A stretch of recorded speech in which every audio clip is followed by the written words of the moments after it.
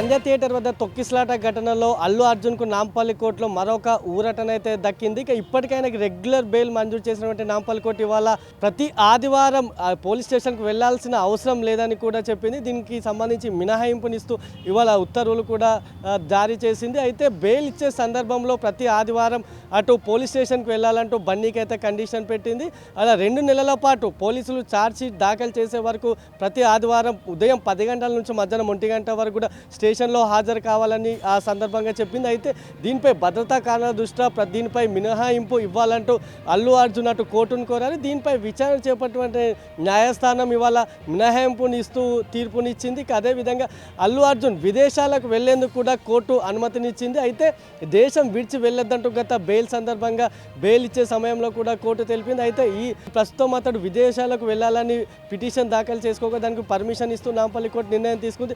ఇక ఈ ఘటనలో మనం ఒకసారి చూసుకుంటే డిసెంబర్ 4న అర్ధరాత్రి బెనిఫిట్ షో సందర్భంగా జరిగిన తొక్కిసలాటలో రేవతి అనే మహిళ మృతి చెందగా ఆమె కొడుకు ప్రస్తుతం కిమ్స్ హాస్పిటల్ చికిత్స పొందుతున్నాడు. ప్రస్తుతం అతడి ఆరోగ్యం నిలకడగా ఉందని వైద్యులు హెల్త్ బులెటిన్ విడుదల కూడా చేశారు.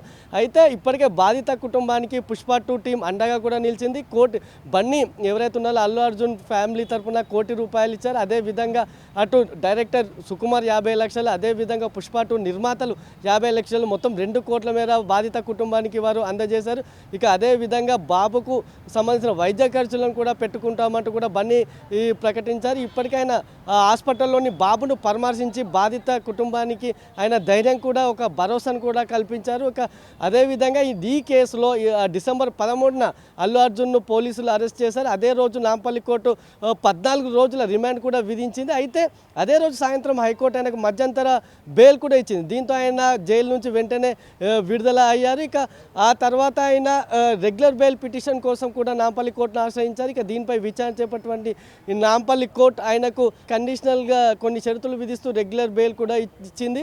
దీనికి సంబంధించి 2 నెలల పాటు ప్రతి ఆదివారం నాంపల్లి పోలీస్ స్టేషన్లో హాజరు కావాలని బెయిల్ సందర్భంగా చెప్పింది. అదేవిధంగా దేశం విడిచి వెళ్ళొద్దని, అదేవిధంగా సాక్షులను ప్రభావితం చేయొద్దంటూ కూడా అప్పుడు ఆదేశించింది. దీనికి సంబంధించి ఇవాళ భద్రతా కారణాల దృష్ట్యా అటు కోర్టుకు వెళ్లడంపై బన్నీ నాంపల్లి కోర్టులో పిటిషన్ దాఖలు దీనికి మినహాయింపు ఇవ్వాలని కూడా అందులో కోరారు.